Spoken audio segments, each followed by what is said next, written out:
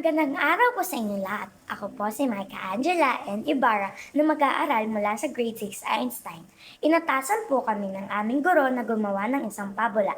At ang pabula na aking ginawa ay tungkol sa lamok at palaka.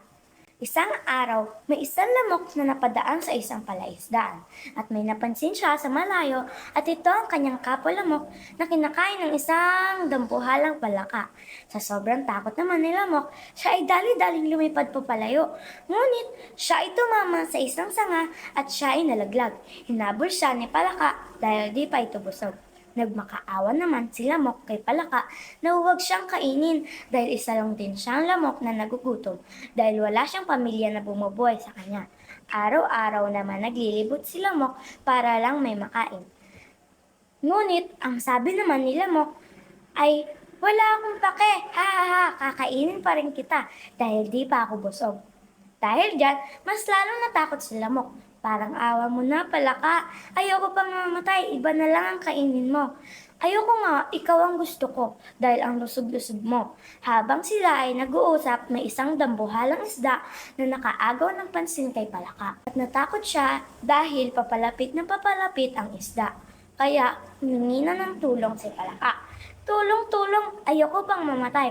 Habang si lamok ay tinatawanan siya, pero tinulungan niya pa rin si palaka. Tumawag siya ng kapalamok niya upang kagatin ang isda.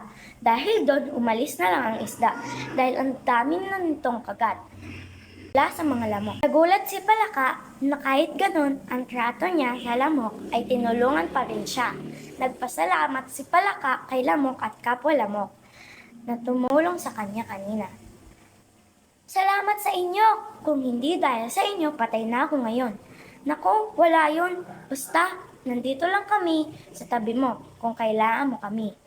Ba't nyo nga pala ako tinulungan kanina? Halos kainin ko na kayo kanina. Sus, wala yun. Siyempre, kahit ganyan ka, okay lang sa amin. Pero wag mo na uulitin ha. Oo naman, di ko nga alam kung paano kayo papasalamatan sa ginawa nyo eh. Ang mga lamok at palaka ay naging matalik na kaibigan kalaunan. Aral, huwag maging sugapa pagdating sa pagkain at laging tatandaan na ang mga nasa paligid mo ay igalang kahit hindi mo kilala dahil sabi nga nila, respect each other. At doon na po nagtatapos ang aking kwento. Maraming salamat po sa pakikinig. Muli, ako po si Micah Angela and Ibarra na mag-aaral ng Grade 6 Einstein.